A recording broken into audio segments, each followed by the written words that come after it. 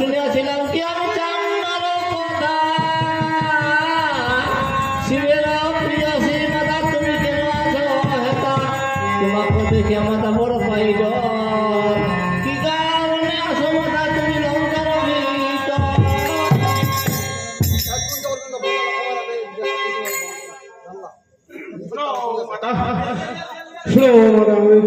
শাস্ত্রে শুনেছি চমুন্দার কথা শিবের প্রিয় সীমাগো কেন তুমি হাতা তোমায় দেখিয়া মাতা বা বড় পাইল কি কারণে আছে মাতা লঙ্কার ভিতর শোনো বাবু হই আমি শঙ্করের সতী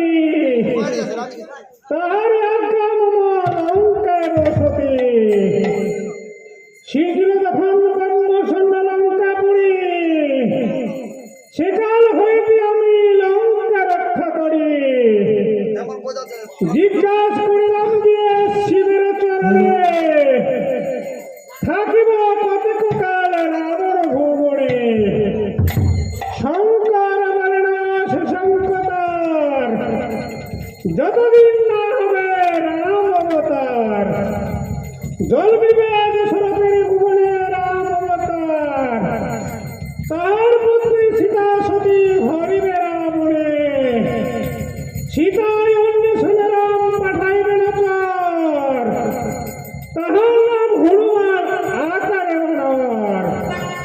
যদি